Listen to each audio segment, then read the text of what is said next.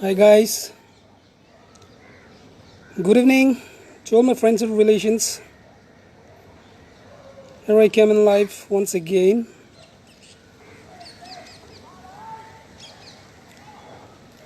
आज फेरि एकचोटि लाइभमा आएको छु तपाईहरु सामु र विषय आजको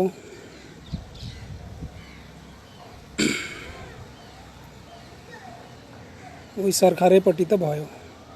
अब हाम्रो फेसबुक लाइभमा एकअर्कासँग डिस्कसन झगडा गर्दै बसिरहेको छ। उता भारतले फेरि नेपालको सीमा मिचिसक्यो। यसमा सरकारले केही बोलेको छैन। हामी जनता एक आपसमा यो उस्तो उ उस्तो तो उस्तो म उस्तो गरेर बसिरहेको छ। सरकारको रिएक्सन केही पनि छैन। भारतले फेरि मिचिसक्यो। अब के भन्नु छ यसमा? मंगल थापा, पुण्य गौतम, दिल निशानी मगर, मोकुण्डे घिमिरे, यो हिजो अस्ति निकै आएर मुख यस्तो गरेर दारी बनाएको त्यो रमेश पौडेल हो कि यो नाम एमालेको के भन्छ त्यो ज्ञानेन्द्र साई चिन्दैन हेनतेन भन्छ। चिन्दैन भन्ने फेरि उसको बारेमा बात चाहिँ धेरै कसरी आउँदो रहेछ त नि चिन्दैन नचिन्ने मान्छे। यी सबैलाई गोल्डन अपर्च्युनिटी आएको छ अहिले जनताको सामु हिरो बन्नको लागि। तपाईहरु जान पर्यो अब कालापानी तपाईहरु जान पर्छ। वहाँ गरेर देखाऊ। लडेर नसके नि बोलेर भयो नि देखाऊ। बल्ल तिमीहरु जनताको छेउमा हिरो बन्न सक्छौ। तिमीहरु त नेपालमा छौ त। हामी त विदेश छौं। हामी त विदेशबाट त आउन त पाएको छैन। या एक त आउन मन गरे पनि सरकारले आउन दिएको छैन। जो हिक्मत वाला जोशिलो वाला मान्छेहरु छन् जम्मै विदेशमा छ आफ्नो स्थिति कमजोरको लागि। जो मुटु छैन हेउ छैन बेकारमा उही कान खुसे जासुस भने जस्तो एकर उकुर यताउति कुरा गर्नेहरु मात्रै नेपालमा बसेछ। जाऊ अब लिपुले कालापानीमा गएर फिर्ता ल्याऊ। हामीले त सकेन। हो सरकारले अब यो टाइममा अपर्च्युनिटी यो टाइममा चान्स दिने हो भने दिल्लीमा, मुम्बईमा, गुजरातमा, चेन्नईमा जहाँसुकैमा फसेको नेपालीहरुलाई उद्धार गराऊ। उद्धार गरेर क्वारेन्टाइनमा यिनीहरुलाई म पनि आउँछु। ल क्वारेन्टाइनमा यिनीहरुलाई कालापानीमा देऊ हाम्रो सबैलाई। प्रहरीले केही पनि गर्दैन हतियार जति हामीलाई देऊ। हामी सेवा गर्छौं कालापानीको रक्षक हामी गर्छौं। ज्यान गए पनि जे गए नि हामी गर्ने छौं। उद्धार गराऊ इन्डियाको। नेपालमा बस्नेले केही गर्दैन। उही नेपाली जनतालाई पर्यो नि सुटुक उत्तिखेर लानी हो। नभए खै अस्ति चाइनिज उले पुरा घिसार दिएछ। नेपाल प्रहरीलाई पुरा घिसार दिएछ। खै नेपाली प्रहरीको हिम्मत। नेपाली जनतालाई सोझो जनतालाई परेपछि उत्तिखेरै हो के। अहिले फेरि हेमराज थापा सरलाई हेर ल के गरेको र उहाँले आफ्नो देशको हक अधिकारमा आएको आफ्नो देश मिचिसकेको छ। सरकारले ती प्रहरीहरुले आफ्नो जनतालाई कचकाउने हो कि उहाँ लिपुलेकमा गएर आफ्नो मृत्युभूमि वापस गराउने हो? आफ्नो देशको लागि हक अधिकारको लागि बोल्दा पनि लडेर थुन्नी खाली नेपाल प्रहरी। म सेन्टनलाई पहिल्यैबाट भनिरहेको छु। म सेन्टन प्रहरीहरुलाई कन्स्टेबल सिनियर कन्स्टेबल यस्तोलाई म 10 दिन्न। म माथिमा रहेको माथिबाट जुन आदेश दिन्छ यिनलाई मात्रै भनिरहेको छु। तपाईहरुले किन नेपाली जनतालाई मात्रै हटाउन सिकेको? नेपाली जनतालाई मात्रै किन सजा दिन सिकेको? जोले नेपालमाथि यति मिन्स तपाईको अब बोर्डरमा हेरौं सीमानामा त्यसरी मिचेछ त्यहाँ गएर किन केही गर्न नसक्ने? हेम थापा सरले त बस आफ्नो देशको लागि बोलेको। खै देखियो सरकार तेरो नैतिकता देखियो। इतिहास नेपालको इतिहासको पहिला नालायक कुपुत्र सरकार केपी ओली हो। यतिले देखियो। अझै पनि अपर्च्युनिटी छ। केही गरेर देखाऊ सरकार नेपाल जनताको सामने हिरो बन्नको लागि। यसरी नै तपाई चुप लागेर हुन्न। यसरी चुप लागेर बसेर हुन्न। अब त हाम्रो जमिन त चाहियो। यसरी हुन्न सरकार कि बेचिएको हो यसको पुष्टि चाहियो। क्लियरली चाहियो यसको एभिडेन्स। बेचिएको हो भनेपछि पनि चाहियो या यसरी अर्कालाई छिनेर लान दिन पाइन्न। तपाई हो सरकार तपाईहरु हो पहिला बोल्ने। तपाईहरु त बोल्दै बोल्दैन भित्रै थुन्केको छ बसेको छ। के हो यस्तो? जतिबिति भयो। मंगल थापा तेरो पनि बहुत केपी भन्थिस् नि। तेरो केपी बाला अहिले गोल्डन अपर्च्युनिटी आएको छ जनताको सामु हिरो बन्नको लागि। यति कालापानी लिपुलेक फर्काएर देखाइदेऊ। लौ तिमीहरु नराम्रो नै भए पनि हामी तिमीलाई हिरो नै भन्ने छौँ। ल मङ्गल थापा, तै हो यहाँभरिको झन्झडै। झन्झडै तै हो। गोल्डन अपर्च्युनिटी आएको छ अहिले, यति देखाउनै पर्छ, नभए हुन्न यसरी। या मैले भनेको जस्तो नेपाली जनतालाई उद्धार गराऊ, क्वारेन्टाइनको साथ त हतियार देऊ, कालापानी पठाऊ, लिपुलेक पठाऊ। हामी नेपाली जनता विदेशमा इन्डियामा फसिएको जति सबै राजी छौँ। ल एउटा जनतालाई उद्धार गराउन नसक्ने सरकार कस्तो घटिया सरकार परेको, कस्तो घटिया पिएम परेको। त्यसमा त केही छैन त। इन्डियन गभर्मेन्टसँग कुरा गर्यो, एउटा फ्लाइट पठाइदियो बस, या ट्रेन मागे पनि हुन्छ, जे पनि चल्छ। देख्दा देख्दा वाक्क लाग्यो। फेसबुक त खोल्नै नहुने, हुने नहुनेहरू आएको छ, जम्मै यस्तो बोलेको छ, उस्तो बोलेको छ, बोल्नेको तमिज नभएकोहरू, यस्तो यस्तो मान्छेहरूलाई पत्रकारहरूले फेरि इन्टरभ्यू लिन जान्छ। माको कुपुत्र नलायक पत्रकारहरू जति बार यहाँ लाइफमा आएर यति बार भनिसके, तर पनि ती पत्रकारहरूले तिनको इन्टरभ्यू लिएको छ अनि फेसबुकमा पोस्ट गरिदिएको छ। कस्तो पत्रकारहरू रहेछ, गएको पत्रकार आमा आएर कुहेर फालेको त्यस्तो पत्रकारहरू रहेछन् यहाँ। जा मकुण्डे, लिपुलेक चढ्न जा। अब यहाँ फेसबुकमा आएर फेरफेर गरेर काम छैन। हामी नेपाल हुन्थ्यौँ नि महाकसम जान्थ्यौँ, हामी महाकसम छात्ती ठोकेर भन्छौँ हामी जान्थ्यौँ। अनि भाइ हो 4-5 जनाको फोन आएर धम्की आएको छ, यो फोनमा धम्की दिने काम नगर भाइ। यति सम्झे कि तैँले जसरी धम्की दिएछ त्यसरी नै हिक्मत छ, दम छ र फेसबुक लाइभमा आएर बोलेको छ। तिम्रो फेक आइडी चलाएर फेक नम्बर ल्याएर फोन हानेर धम्की नदेऊ। त्यस्तो धम्की डराइन्न भाइ। देश खाइ शेष भएको मान्छे हो, त्यस्तो डराइन्न। पछिबाट आएर हान्यो भने थाहा छैन, अघिल्तिर आएपछि बाघ आए पनि अघिल्तिरबाट आएपछि एक अखरलाई आफ्नो प्रोटेक्सनको लागि लड्न तयार छौँ। त्यसरी धम्की नदेऊ। तिमीहरूको धम्कीले डराउनेवाला छैन। तँ पनि मान्छे होस्, म पनि मान्छे होस्, के डराइ छ? सिधा अघिल्तिरबाट फेस टु फेस आइछ, डराइन्न तिमीहरूको धम्कीबाट। अति भयो भएन, नेपाल सरकारदेखि भएन, पुरा एकदम घटिया बनाइदियो।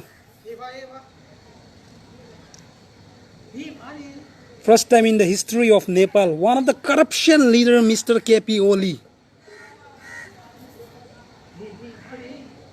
नेपालको इतिहासमा लेख्ने छ, जिनिस बुकमा छाप्दिए नि हुन्छ। यस्तो सरकार त कहिले पनि देखिएन। पार्टी सार्टीको हामीलाई मतलब छैन, तर राज्य चलाएको हिसाबमा हेर्दाखेरि यतिको त मैले त कहिले पनि देखिनँ। यतिको घटनापछि घटना, बाप रे कति भएको घटना पनि हुन पर्ने भएको छ यार। यति माथि हुँदाखेरि पनि एउटा केही गर्न नसक्ने यस्तो सरकारलाई, हुन त त्यो सरकारले त्यो राजीनामा दिए हुन्छ, त्यो गइसकेको छ, त्यो कुर्सीमा बस्न सक्ने अवस्थै छैन त्यसको। अनि काँडो सम्हालोस् त्यसले, राजीनामा दिए हुन्छ। खाटमा सुती पनि के को चलाउँछ देश? कुर्सीमा त बस्ने अवस्थामै छैन, त्यो सुती चलाएको छ। अनि सुतेर चलाउनेले नि कहिले गतिलो चलाउँछ?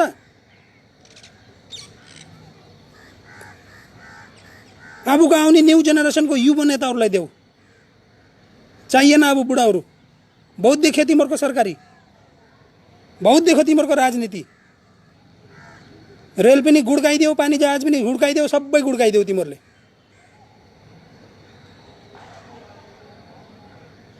अहिले त जे गरिरहेको छ डेभलप आफै जनताले आफै नै गरे जस्तो भयो। नेपाल सरकारप्रतिको केही पनि भएको छैन। तिमीहरूको ज्यान सञ्च भएन, हेनतेन भएन, हङकङ, जापान, अमेरिका जहाँसुकै पुग्ने। नेपाली जनता पब्लिक भनेको तिमीहरू भन्दा ठुलो। पब्लिकको सेवा गर्नलाई तिमीहरू कुर्सी समातेर बसेको। पब्लिकको सेवा नै गर्दैनौ भने तिमीहरू त्यो कुर्सीमा किन बस्न पर्यो? एउटा पब्लिकलाई उपचार गर्न खर्च छैन भनेपछि, त्यो दुखी पीडित छ भनेपछि भाग्य नेउपानी पुग्न पर्यो, रविलामणि सने सर पुग्न पर्यो, ज्ञानेन्द्र सरहरू पुग्न पर्यो भनेपछि यो सरकारको के नै मतलब भयो र? यो सरकार त भएको नभएको त हामीलाई केही मतलबै छैन।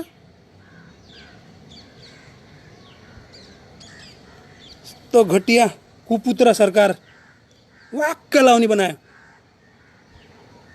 भारतले सीमा लैसक्यो, अब लयो, अब केही पनि बोल्दैन सरकार। उही हामी जनता मात्रै एकासमा बोलाएर केही फाइदा छैन, उल्टा हामीलाई लएर कर्काइदिन्छ। यो छ शासन नेपालको। One of the worst corruption leaders of Nepal.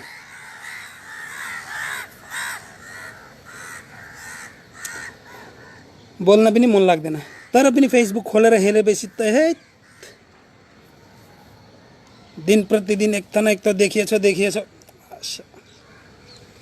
अति भयो सरकार, अति भयो। यति गरेपछि एउटा तपाईलाई नेपाली जनताले भोट दिएर यति माथि चढाइदिएपछि यो जनताको मन कसरी जितम, यो जनताहरूको राम्रो म कसरी होम, त्यतापट्टि तपाईँ जानी हो कि तपाईँ आफ्नै मनमर्जी गरेर जानी हो?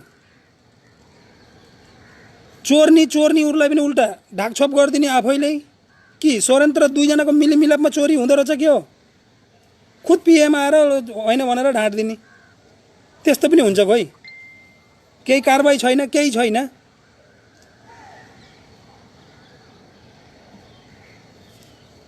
ओगाउनी बनायो। मलाई त नेपाली भन्न पनि लाज लाग्यो। त्यही भएर त मलाई त पताउँछन् यहाँ इन्डियामा नि, म त नर्थ इस्टमा जन्मेको, I'm from Nagaland sir, I'm Naga भनेर पनि हिँड्छु धेरै जस्तोलाई। नेपाली भन्न पनि शरम लाग्यो। यस्तो बनाएको छ नेपाल त, खत्तम बनाइदिएको छ। अनि प्लिज फ्रेन्ड रिक्वेस्ट मलाई पठाए पनि यो फेक आइडीवालाहरू नपठाऊ। आफ्नो प्रोफाइल पिक्चरमा फोटोहरू राम्रो छ भने ठिक छ, नभए यो फेक आइडी नपठाऊ। किनकि म मान्छे हो, मान्छेलाई नै एक्सेप्ट गर्छु। यो फेक आइडी फोटो न सोटोको यो उडेर आएको सुकेको हावाको पत्ता हो न के हो जस्तो लाग्छ, त्यही भएर म त्यस्तोहरू एक्सेप्ट गर्दिनँ। अनि सकभर मेरो ठाउँमा स्पेस पनि छैन। Sorry guys.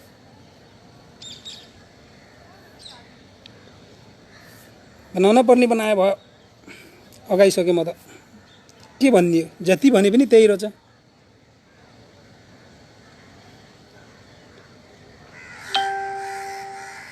कि नेपाल प्रहरीले नसके जनतालाई देऊ हतियारहरू, जनता जान्छौँ, हामीलाई पनि उद्धार गराउनुहोस्, हामी जान्छौँ कालापानी लिपुलेकको रक्षा गर्न, हामी जान्छौँ। तपाईहरूले नसके, तपाईँहरूलाई त उही सिधा सादा जनतालाई मात्रै कुट्न जानेको हो, अरू केही पनि होइन। एउटा अर्को देशको एउटा चाइनिजले आएर खुलियाम भिडियोमा क्लियर देखिएको छ कि यहाँ समातेर फुत्किनै दिएको छैन भनेपछि त्यस्तो पुलिस प्रहरीको के काम भयो त? डाइरेक्ट सिंहदरबार अगाडि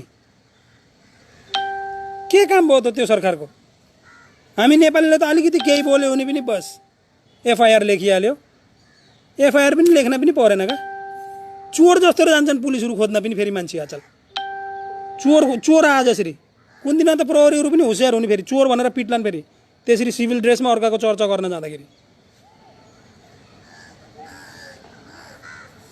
प्रहरीहरू पनि माथि रहेको हाई लेभलमा भएको प्रहरीहरू तपाईँ पनि सोचेर सम्झेर एउटा नियम हिसाबले रुल चलाउनु, रुल गर्नु। यो मान्छेले हातमा ल लिएको छ कि छैन त्यो बुझेर गर्नुहोस्। त्यत्तिकै लाँदै कर्काउने काम नगर्नुहोस्। तपाईँहरूले त केही बोल्न सकेन, जनता नै बोल्दैछ त। जनता बोल्ने जनतालाई पनि किन कर्काउने? आज कालापानी मिचियो यताबाट, भोलि यताबाट आएर बुटोल बर्दिया पसिहाल्छ, उताबाट आएर सिलिगुडी हुँदै आएर झापाभित्र पसिहाल्छ। सानसानो गरेर जाने त हो। एक बारको चोर सधैँ चोर हुन्छ। आज यता चोरो, भोलि यता चोरो, उता चोरो, अनि बिचमा टुक्लुक्क मात्रै राखिदिने हो।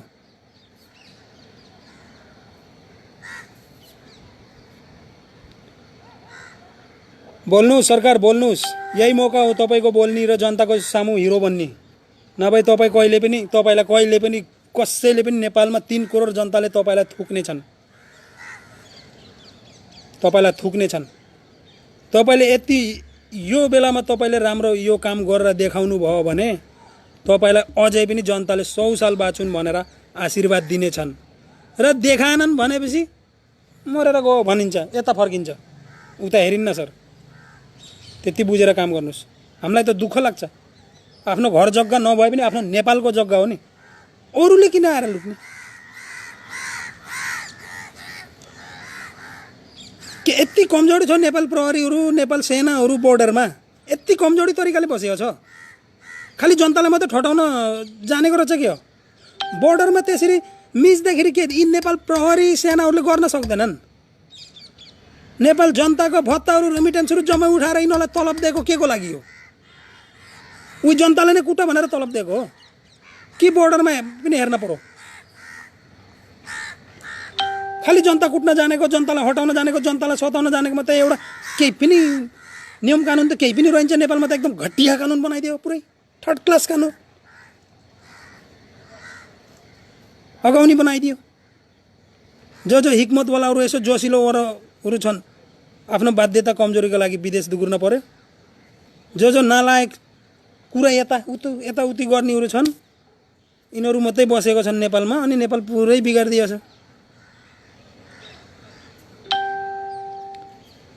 सिस्टर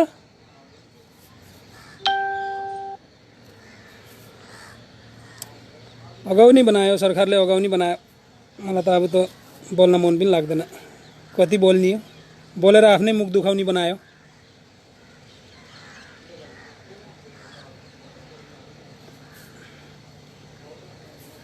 अब गर्दैन, ओली सरकार गयो, ओली सरकार गयो। अब ओली सरकारको केही काम छैन, प्रचण्डे पनि काम छैन।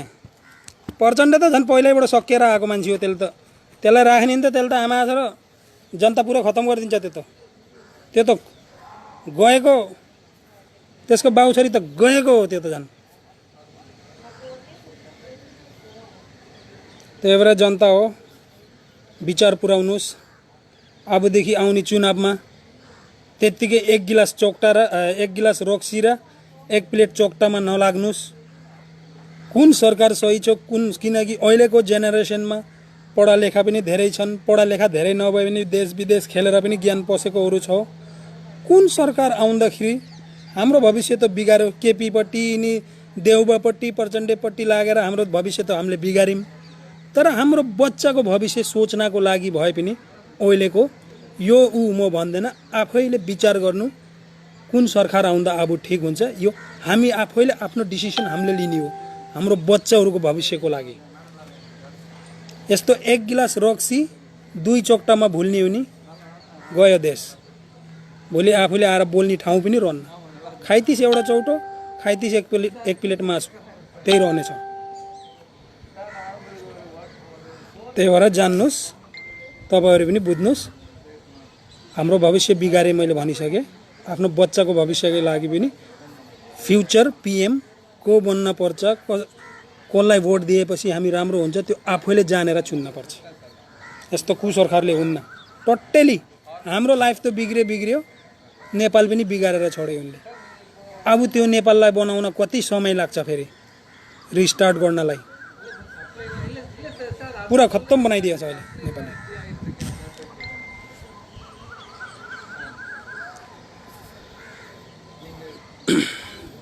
भन्नु केही छैन, यति हो। मनमा नराम्रो लागेको छ, भारतले सीमा मिचेको छ, हामी भारतमै छौँ, हाम्रो यहाँ साइबर एकदम टाइट छ।